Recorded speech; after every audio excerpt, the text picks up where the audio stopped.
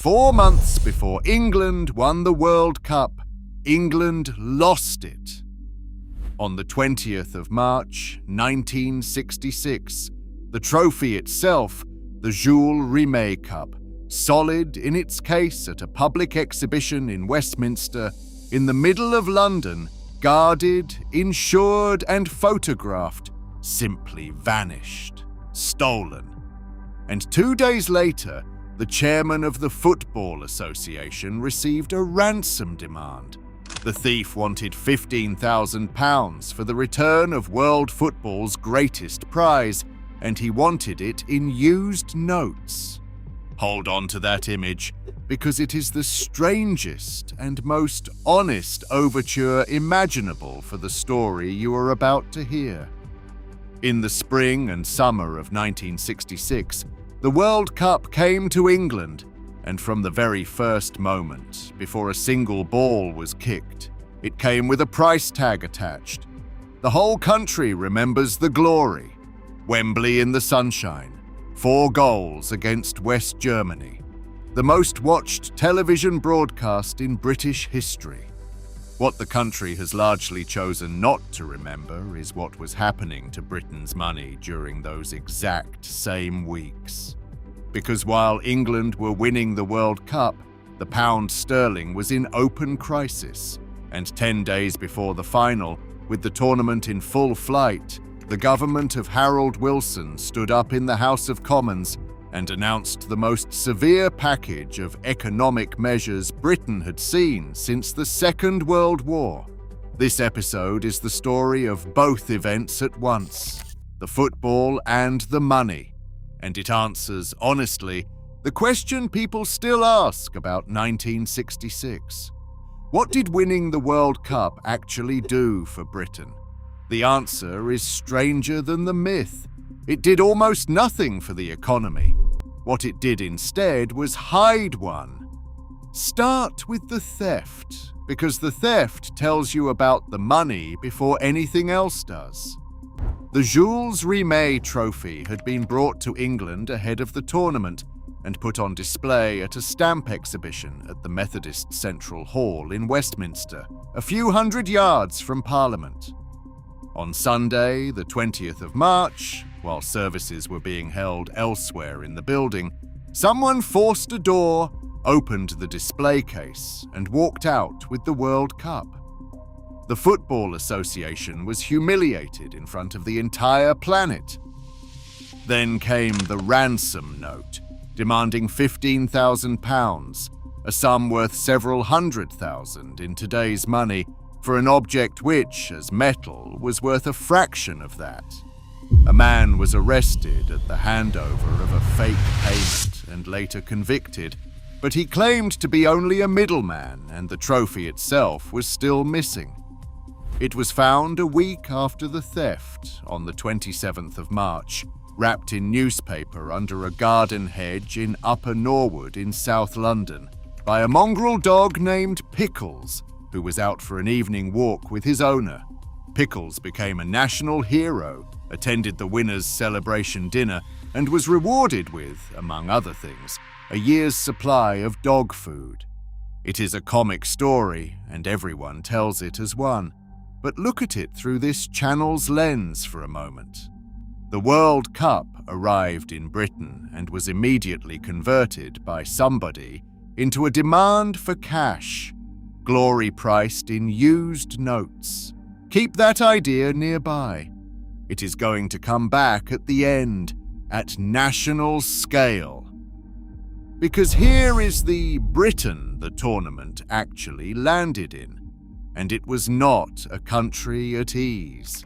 Harold Wilson's Labour government had been re-elected in March 1966 with a comfortable majority, and it was presiding over an economy with a chronic grinding problem that regular viewers of this channel will recognize immediately, because it is the same problem that runs through the entire story of Britain's post-war decline. The pound was overvalued, pegged at $2.80, and defending that number consumed everything. Britain was importing more than it exported. The balance of payments was deep in deficit, and the world's money markets were watching sterling the way vultures watch a limping animal. Wilson had spent his entire premiership refusing to devalue because devaluation was politically toxic. Labour had devalued in 1949, and Wilson was determined not to be the party that did it twice. That 1949 wound is worth a moment because it explains everything about the government's behaviour in 1966. Under Clement Attlee, with the post-war economy gasping, the Chancellor Stafford Cripps had spent months denying that devaluation was even being considered, and then devalued anyway, savagely, cutting the pound from just over $4 to $2.80 in a single stroke. The Conservatives hung it around Labour's neck for a decade. The lesson Wilson absorbed as a young minister was not an economic lesson, but a political one. The devaluing party is the guilty party, whatever the arithmetic says. So when he reached Downing Street in 1964, and his own officials told him within days that the pound was overvalued again, he did not merely reject devaluation. He banned discussion of it. Within the government, the subject became known as the unmentionable, the great unspoken option, papers touching it locked away. If that habit of forbidding the honest word sounds familiar, it should. Viewers of the Managed Decline episode have seen exactly where that Whitehall instinct ends up 15 years later. And since the pound could not be devalued, someone had to be blamed for its weakness. So the government reached for a villain and gave the English language a phrase in the process.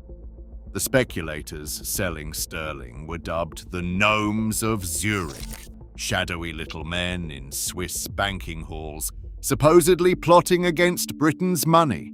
It was magnificent rhetoric, and almost entirely beside the point. The heaviest sellers of sterling in a crisis were never gnomes.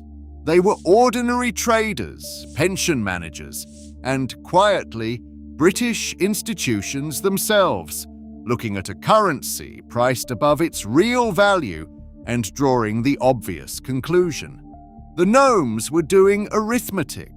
The government was doing theatre, but the theatre mattered, because a government that blames speculators has publicly committed itself to fighting them, and fighting the markets to defend an overvalued number is a war this channel has covered before.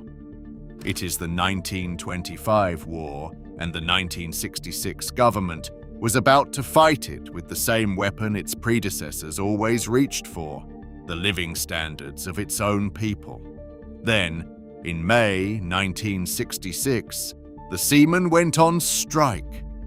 The National Union of Seamen called out its members in the middle of the month, and Britain, an island trading nation, watched its merchant fleet tie up in port. The strike ran for weeks through May and June, choking exports at exactly the moment the trade figures could least afford it, and Wilson, extraordinarily, went on the attack, telling the House of Commons that the strike was being steered by what he called a tightly knit group of politically motivated men. When the numbers for the strike period were published, the foreign exchange markets saw the damage and began selling pounds. So, set the two calendars side by side, because this is the heart of the episode. On the 11th of July, 1966, the World Cup opened at Wembley, England, against Uruguay. 75,000 people inside, a goalless draw. The country grumbled and settled in. Over the following week, England found their feet, beating Mexico, and the tournament caught fire.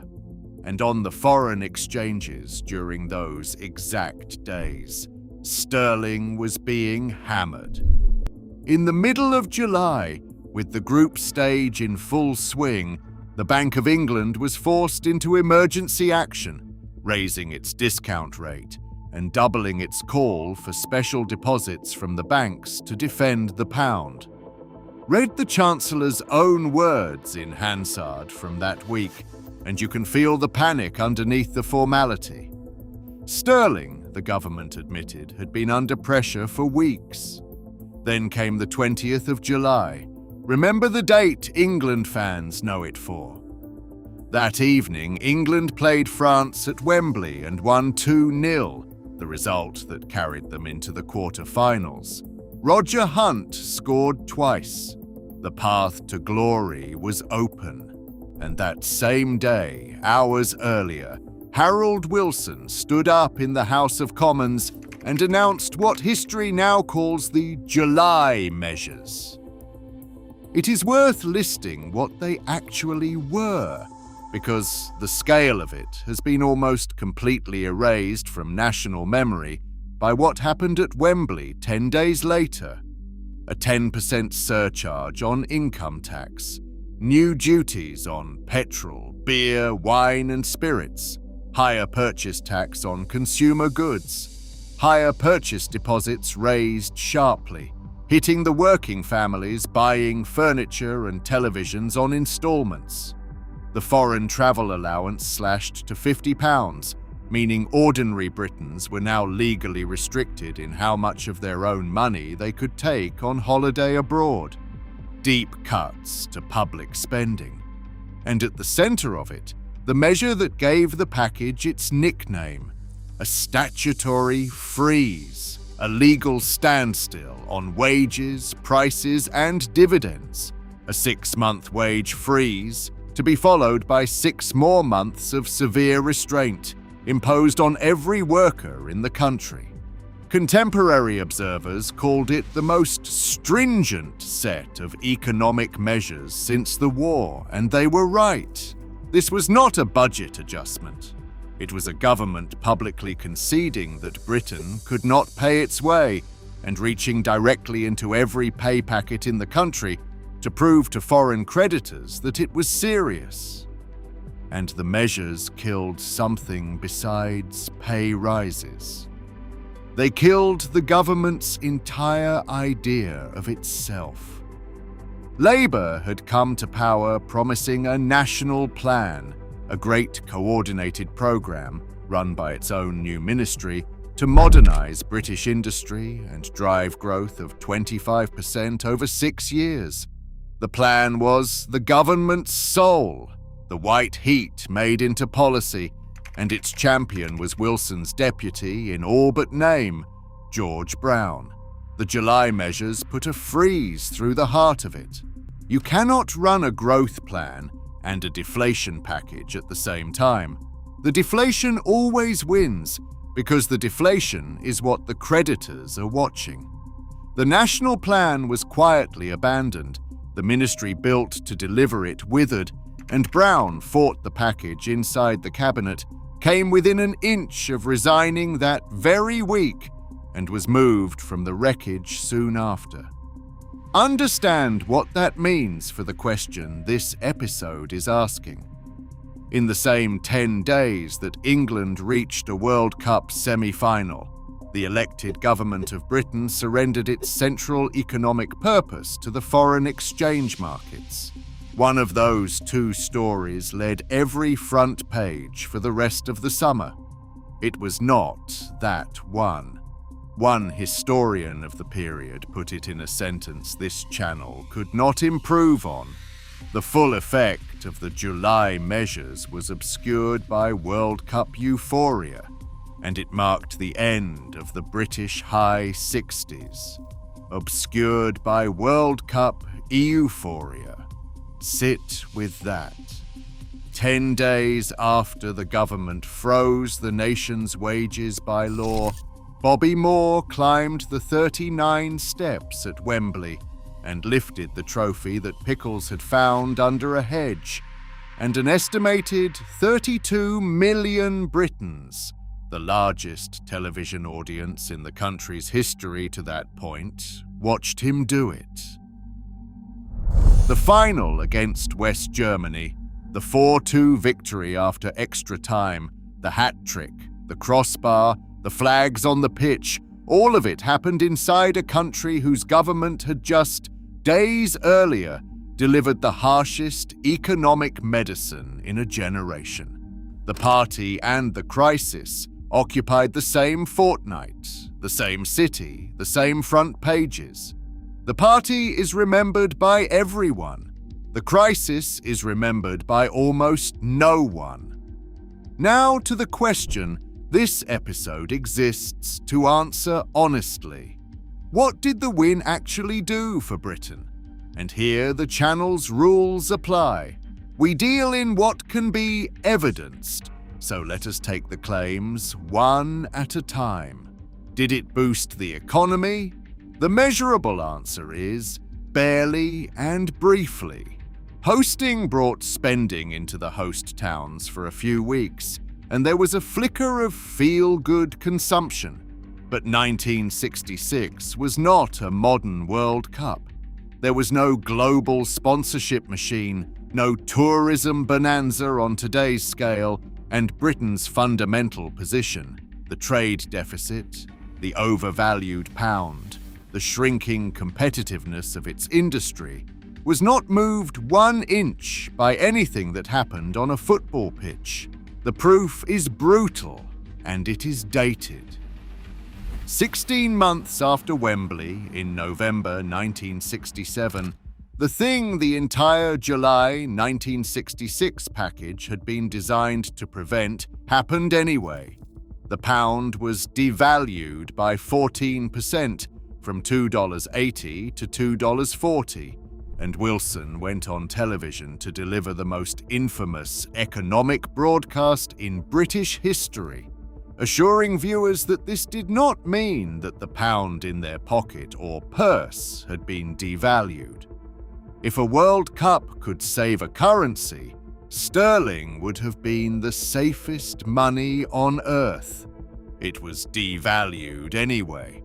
The win changed nothing that the money markets could count. Did it boost the government? Here the record is more interesting because 1966 created a political myth with a genuinely funny expiry date. Wilson, a gifted publicist, wrapped himself in the victory. He appeared with the team, and the win folded neatly into his image of a modern, confident, white-hot Britain. He is reported to have joked in later years that England only win the World Cup under a Labour government. But the feel-good theory of politics then ran its perfect, natural experiment. In June 1970, 4 days before the general election, England, as defending champions, lost their quarter-final to West Germany in Mexico, throwing away a 2-goal lead. 4 days later, against the Poles, Wilson lost the election. Commentators have argued ever since, mostly with tongue in cheek, about whether the football moved the votes. This channel will not pretend that can be proven. What can be said is this. If you believe the 1966 win helped Wilson politically, you are obliged to notice that the 1970 defeat arrived at the worst possible moment and that he lost. Glory borrowed is glory that can be called in. The city could have told him that. Did it boost the nation's confidence? Yes, and this is the real answer, and it is also the trap. The win became a permanent national possession, a memory so warm that it has carried extraordinary weight ever since, replayed and invoked for 60 years. But confidence is not competitiveness. In the years immediately after Wembley, the actual economic story of Britain proceeded exactly as if the final had never happened. The devaluation in 1967, the retreat from east of Suez, the slow strangulation of the industrial base that this channel documented in the Managed Decline episode, the factories repriced out of world markets, the towns like Consett heading toward their endings. The World Cup gave Britain a story about itself, the last unambiguous triumph of the post-war era, at precisely the moment the underlying accounts were telling the opposite story. A nation that had just been legally forbidden a pay rise spent that summer feeling like the champions of the world. Both things were true. Only one of them showed up in the trade figures. None of this diminishes what happened on the pitch. The 11 men who won that final earned it, and this episode has no interest in taking anything from them. But even inside the dressing room, the money side of 1966 tells the story of its era. The Football Association's victory bonus for winning the World Cup was £22,000 for the entire squad, and Alf Ramsey's players took a decision that belongs in any honest history of the period. Rather than split it by appearances, with the men who played the final taking the most, they voted to share it equally, £1,000 a man, whether a player had featured in every match or none.